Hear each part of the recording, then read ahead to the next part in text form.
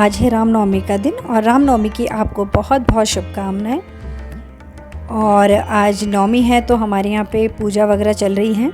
और ये माता जी की मूर्ति हम अलग से मूर्ति नहीं स्थापना नहीं करते हैं, लेकिन जो मंदिर में हमारी मूर्ति है माता जी की, उसे हम क्या करते हैं कि एक अलग स्थान पर बिठाते हैं और 9 दिन उनकी विशेष पूजा अर्चना करती है। मेरी सासू माँ जो है वो करती हैं, वो पूरे 9 दिन तक फास्ट भी करती हैं, पाठ भी करती हैं।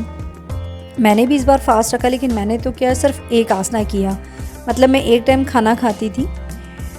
और ये देखिए हमारा मंदिर, हमारे सभी भगवानों का स्नान हो गया है। मेरी मदर इन लॉ ने सबको अच्छे नए नए वस्त्र पहना के रेडी कर दिया है। लड्डू गोपाल, राधा कृष्ण और गणपति बप्पा सबको खूबसूरत वस्त्र पहना के और एकदम तैयार कर दिया है। और अभी करीब बज रहे होंगे सुबह के 10:30। और ये जो पूजा होनी है ये तो हो गई है, लेकिन अभी हमारा जो हवन वगैरह हमें करना है वो बचा है।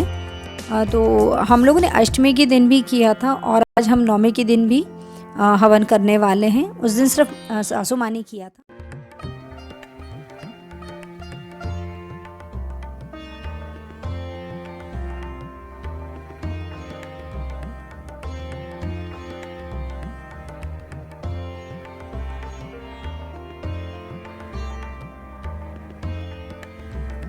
यहाँ पे सबसे पहले मैं और मेरे हस्बैंड दोनों हवन कर रहे हैं।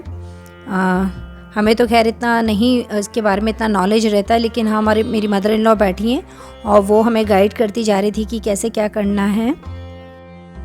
खैर अभी ये जो समय चल रहा है, इस समय में आप पंडित जी वगैरह को तो बुला नहीं सकते हैं। तो खैर मम्मी जी को अच्छा खासा नॉलेज है, वो थोड़ी धार्मिक हैं, वो पूजा पाठ इन चीज़ों में काफ़ी मन लगाती हैं, तो वो कहती है तो हम भी वैसे वैसे करते जाते हैं। और यहाँ पे मेरी बेटी को हम लोगों ने बिठाया हवन करने के लिए, तो हर थोड़ी थोड़ी देर में पूछ रही थी अभी इसमें क्या करना है दादी, अब क्या करना है। तो मम्मी जी बिल्कुल वहीं चेयर लगा के बैठी हुई थी और उसको गाइड कर दी जा रही थी, अभी इसमें ऐसा डालो। देखिए अब ये वापस से पूछ रही है कि अच्छा अब ये कर लिया, अब मुझे और आगे क्या करना है। तो फिर वो बता रही थी कि अब इसमें आहूति दो, फिर इसमें आप थोड़ा सा घी डालो। अच्छा रहता है ना, आप अपने बच्चों को ये चीज़ें थोड़ा सिखाते जाते हैं। तो वो उसने हवन वगैरह उसका भी हो गया है। और अब मैं फटाफट मुझे किचन में जाना है क्योंकि काफ़ी लेट होता जा रहा है। और अब मम्मी जी करेंगी हवन आराम से बैठकर। अब मैं फटाफट किचन में लगूंगी क्योंकि खाने में बहुत ही लेट हो गया है। आज ना ब्रेकफास्ट किया ना कुछ, सुबह से काम वगैरह में लगे थे, सफाई वगैरह का सब काम वाम करा हमने और नहा के फिर मैं किचन में आई। पूजा वूजा हो गई तो क्योंकि अब 10:30 पौने 11 बज गए थे और जब तक वैसे भी भोग जो नहीं बनेगा प्रसाद, तब तक कोई कुछ खा भी नहीं सकता। तो बस मैं फटाफट उसी की तैयारी में लगी हुई थी क्योंकि अब भूख लगने का भी समय स्टार्ट हो गया है। और वैसे तो हर साल क्या रहता है कि हम कन्याओं को बुलाते हैं भोजन के लिए अपने घर पे, लेकिन खैर इस बार तो वो सब कर भी नहीं पाएंगे। जो भोग में चने बनते हैं, काले वाले चने, आज मैं वो वाले चने की रेसिपी आपके साथ में शेयर करूंगी। ये देखिए मैंने चने बॉईल कर लिए हैं और चने जो बहुत ही अच्छे से पक गए हैं और मैंने इसका पूरा पानी निकाल के इसे एक दूसरे डोगे में शिफ्ट कर लिया है। और इन चनों में मैं यहाँ पे ऐड कर रही हूँ 1 चम्मच देसी घी। और यहाँ पे हमने डाला थोड़ी सी लाल मिर्च का पाउडर और थोड़ा सा धनिया पाउडर। धनिया पाउडर थोड़ा नहीं, थोड़ा ज़्यादा डालेंगे हम। और बिल्कुल थोड़ी सी हल्दी आप चाहे तो स्किप भी कर सकते हैं, ये बिल्कुल भी इसमें कुछ कंपलसरी नहीं है। और उसके बाद में मैंने यहाँ पे ऐड करा है कश्मीरी लाल मिर्च। मुझे ना इसका कलर बहुत अच्छा लगता है, इसलिए मैं हमेशा हर सब्ज़ी में इसे ऐड करती हूँ। ये बिल्कुल ऑप्शनल है। और यहाँ पे थोड़ा सा गरम मसाला। देखिए जो भी मसाले हम ऐड करते हैं, अगर हमारे पास टेस्ट उस चीज़ का टेस्ट है और अगर अवेलेबल है तो आप डालें, नहीं तो बिल्कुल आप स्किप कर सकते हैं। और यहाँ पे मैंने ऐड किया है सॉल्ट। और यहाँ पे मैं ऐड कर रही हूँ आमचूर पाउडर। अगर आपके पास में आमचूर पाउडर नहीं है तो उसकी जगह पे आप नींबू भी यूज़ कर सकते हैं, ऐसा कुछ भी नहीं है। तो ये जो चने बनेंगे इतने फटाफट 5 मिनट में बनकर रेडी हो जाते हैं। हम जो हमेशा हर बार हम जो कढ़ाई में छौंक तैयार करते हैं, यहाँ छौंक करने की बिल्कुल भी ज़रूरत नहीं है। अब आप क्या करिए, इस सब चनों को अच्छे से इस मसाले में मिक्स कर लीजिए। इतने अच्छे टेस्टी और इतने लटपटे चने बने थे ये, और बिल्कुल 5 मिनट में बनकर तैयार हो जाते हैं। बस इन्हें अच्छे से अब आप मिक्स कर लीजिए ताकि सब मसाले सब मिक्स हो जाए। और ये मेरे मसालेदार एकदम लटपटे से और बहुत टेस्टी 5 मिनट में बनने वाले छोले रेडी हो गए हैं। और ये हरा धनिया मैंने धो के काट के रखा था, बस अब मैं इस धनिया को ऐड कर दूँगी यहाँ पे, और बस मेरी सब्ज़ी तो रेडी हो गई है। प्लेन रायता बना रही हूँ, उसके लिए मैंने यहाँ पे ली है 10-12 काली मिर्च और ये भुना हुआ जीरा, जिसे बस अभी मैंने भूंजा था। इसे मैं थोड़ा दरदरा सा कूट लूँगी। इसको एकदम बिल्कुल फाइन पाउडर मत बनाइएगा, थोड़ा दरदरा ही रखिएगा। ये देखिए इस तरीके से मैंने कूटा, थोड़ा सा फोकस कम हो रहा है। ये देखिए इस तरीके से मैंने इसको कूट लिया है। और अब यहाँ पे मैं ले लेती हूँ दही। ये घर का बना हुआ ताज़ा दही है। इसमें मैं बूंदी वगैरह कुछ भी नहीं डालूँगी, ये एकदम प्लेन और सिंपल सा रायता बनेगा और बहुत टेस्टी लगता है ये। मतलब आप रोज़ रेगुलर खाने में भी इसको अगर आप यूज़ करते हैं ना, तो खाने में बहुत स्वादिष्ट बनता है ये। और यहाँ पे दही को आप अच्छे से फेंट लीजिए। और ये मेरी क्लिप थोड़ी सी मिस हो गई थी। मैंने क्या करा था, ये जब दही मैंने अच्छे से फेंट लिया था, उसके अंदर मैंने थोड़ा सा पुदीना और हरे धनिए की जो पत्तियां हैं अच्छे से धोकर और बारीक काट कर मैंने इसमें ऐड कर दिया था। और थोड़ा मिक्स अच्छे से कर दीजिए कि इसमें कोई ना लम्स वगैरह ना रहे। मैं इसे स्पून से कर रही हूँ, इसलिए मुझे शायद थोड़ी ज़्यादा मेहनत लग रही है। और अब मैं यहाँ पे ऐड कर रही हूँ काली मिर्च और भुना जीरा का जो पाउडर था वो, फिर काला नमक,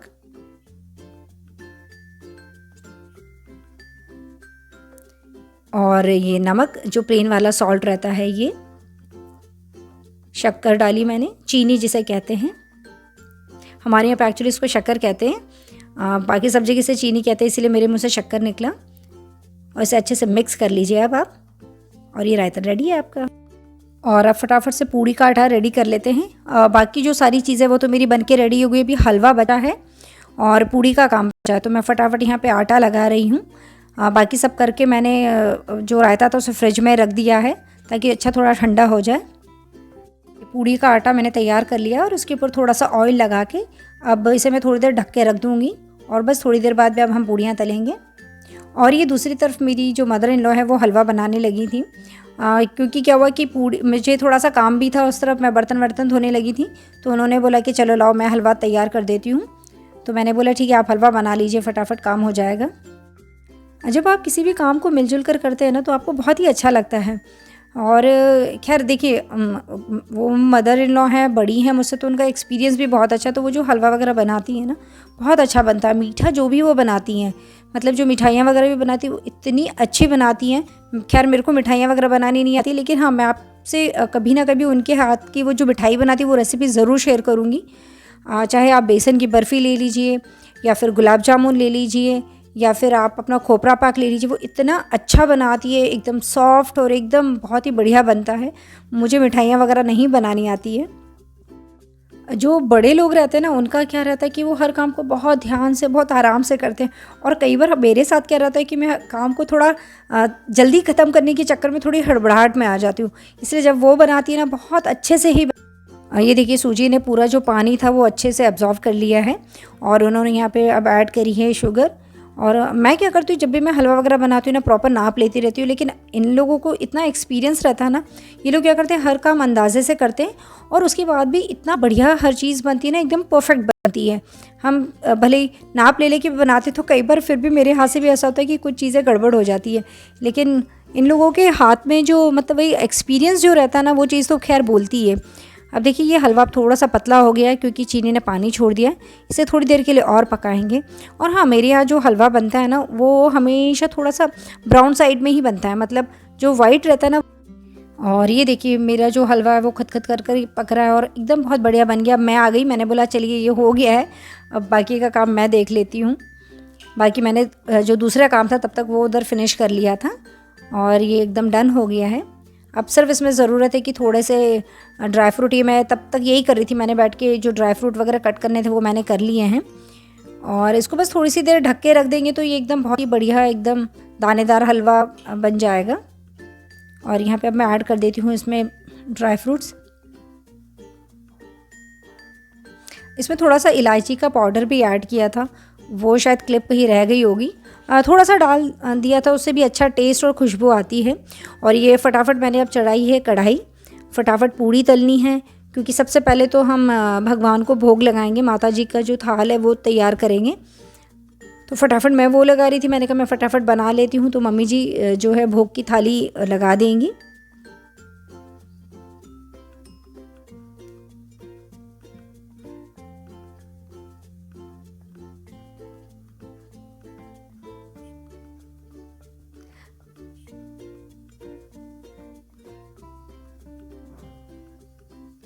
बस फटाफट सबसे पहले मैंने 2 पूड़ियाँ तली और माता जी का जो भोग है वो तैयार कर लिया। ये देखिए, ये भोग की उनकी थाली रेडी हो गई है। भोग वगैरह लगा दिया है मैंने और अब मैं हमारी पूड़ियाँ तलना मैंने स्टार्ट करी है, क्योंकि मेरी बेटी 4-5 राउंड लगा चुकी है, उसे इतनी ज़्यादा भूख लगी है। हर थोड़ी देर में आके देख पूछती है, मम्मी हो गया क्या, बहुत भूख लग रही है यार। तो मैं पहले जो थाली है वो तैयार करके, मेरी जो नीज़ है मेरे पास में ही रहती है थोड़ी दूर पे, तो हम उसके लिए थाली भेजेंगे ताकि वो जो है अन्न वो लेके और प्रसाद जो वो पहले झूठा कर ले, फिर हम खाना स्टार्ट करें। तो मैंने पहले ये फटाफट जो पूड़ियाँ तैयार करी, तो एक थाली लगा के हम उसके लिए भेजेंगे और उसके बाद में हम लोग साथ में बैठ के खाना खाएंगे। यहाँ पे मैंने दोनों पापा बेटी को खाना लगा दिया था और वो दोनों अपना ऑलमोस्ट आधा खाना फिनिश कर चुके थे। तो मम्मी जी ने बोला कि काफ़ी सारी पूड़ियाँ सिक गई हैं, तो लाओ थोड़ी पूड़ियाँ मैं तल देती हूँ और तुम भी साथ में बैठ के खाना खा लो। काफ़ी लेट हो गया था और आज हम लोगों ने क्या करा कि डाइनिंग पे ना बैठ के हम लोग ड्राइंग रूम में बैठ गए थे तीनों, क्योंकि डाइनिंग पे मंदिर का जो दीपक वगैरह वो भी चल रहा था, तो वहाँ फ़ैन वगैरह नहीं चला सकते थे। और किचन में काम करने के बाद में वैसे ही बहुत ज़्यादा गर्मी लग रही थी, तो हम लोग तीनों इसलिए अच्छे से आराम से नीचे बैठ के खा रहे थे। और ऐसे भी बैठ के खाते तो बहुत मज़ा आता है। तो बस ये जो पूजा का जो खाना, जो भोग वगैरह हम जो बनाते हैं ना प्रसाद का, उसका अपना एक अलग ही टेस्ट आता है। इतना टेस्टी खाना लग रहा था और स्पेशली चने तो इतने अच्छे बने थे। तो अमरीकी मुझे बार बार बोली थी, मम्मा ये ना बहुत अच्छे बनाए हैं आपने। तो बस हम तीनों हमारे यहाँ पे खाना एंजॉय कर रहे थे और मम्मी जी देखिए गरम गरम पूड़ियाँ भी ले आई। ये मेरा सौभाग्य है कि वो मुझे बढ़िया गरम गरम पूड़ियाँ तल के खिला रही थी। तो बस हम तीनों हमारे यहाँ पे खाना एंजॉय कर रहे थे। और चना ऐसा है कि आप इसे ब्रेकफास्ट में भी बना सकते हो, और रायता तो खैर अब गर्मियाँ हैं तो आप डेली इस तरह का रायता बना सकते हैं। खाना वगैरह खा के ये देखिए मैंने बर्तन भी कर दिए हैं, सिंक वगैरह भी अच्छे से साफ़ हो गया है, किचन का स्टैंड वगैरह मैंने अच्छे से कर दिया है। बहुत तेल उड़ गया था इसलिए उसको साफ़ करने में थोड़ी सी मेहनत भी लगती है, लेकिन सब एकदम अच्छे से क्लीन हो गया, मेरा काम पूरा कंप्लीट है। Hello everyone, welcome back. उम्मीद करती हूँ आप सब अपनी फैमिली के साथ में एकदम स्वस्थ होंगे और मस्त होंगे। आज है रामनवमी, तो आप सबको रामनवमी की बहुत बहुत शुभकामनाएं। क्या वैसे तो आज बहुत स्पेशल डे है मेरे लिए, क्योंकि आज है मेरी एंगेजमेंट की 18th एनिवर्सरी एंड आज मेरी दादी का बर्थडे भी है। बहुत सारी चीज़ें हैं जो अच्छी हैं, लेकिन हमारे आसपास जो इतना सब कुछ अजीब सा घट रहा है ना, मैं सच बोल रही हूँ, बिल्कुल भी मन अच्छा नहीं है। लोग चाहते हैं, सोचते हैं कि कुछ अच्छा सोचे, कुछ पॉजिटिव सोचे, दिमाग थोड़ा अच्छा रहे, लेकिन पता नहीं क्यों जब आसपास जो चल रहा है, जिस तरीके से कोरोना के नंबर्स यहाँ बढ़ रहे हैं, इंडिया में जो स्थिति बनती जा रही है, दिन ब दिन बदतर होता जा रहा है, बहुत ख़राब लग रहा है मन में। मतलब आप देख रहे हैं आपके अपने, आपके आसपास आपके फ्रेंड्स, मतलब इतना अंदर से इतना मन दुखी हो रहा है मेरा। मैंने बीच में कई बार कोशिश भी करी कि मैं कुछ वीडियो शूट करूँ, डालूँ। कई बार ऐसा हुआ कि मैंने वीडियो शूट भी कर लिया है, पर शूट करने के बाद में मैं एडिटिंग नहीं करा मैंने, या जो एडिटिंग किया उसे भी आधा अधूरा करके मैंने छोड़ दिया। मेरा बिल्कुल भी मन नहीं हो रहा है, क्योंकि होता वही है ना कि जब आपके आसपास सब चीज़ें अच्छी रहती है, आपका मन अच्छा रहता है, आप खुश रहते, तो आपको कुछ और ऐसी चीज़ें करने का मन करता है। लेकिन पता नहीं ये चीज़ें कब जाके थमेगी, सब चीज़ें कब नॉर्मल होंगी। खैर सोचते हैं मन में कि इस वक्त है, अच्छा नहीं ठहरा है तो ये बुरा भी नहीं ठहरेगा और सब चीज़ें जल्दी जल्दी से नॉर्मल हो जाएंगी, सब लोग एकदम जल्दी से ठीक हो जाएंगे। मैं रोज़ रोज़ भगवान से प्रार्थना करती हूँ कि जो भी लोग हैं, बीमार हैं या किसी भी तरह की मुसीबत में, वो जल्दी से सब ठीक हो जाए, सब जल्दी से एकदम स्वस्थ होकर अपने अपने घरों पे लौट आए, अपने परिवार के साथ आए, सब खुशहाल रहें। और हाँ, एक विश्वास भी है कि भगवान हमेशा हमारी सुनता है, तो इस बार भी ज़रूर सुनेगा और चीज़ें हमारी सब नॉर्मल हो जाएंगी।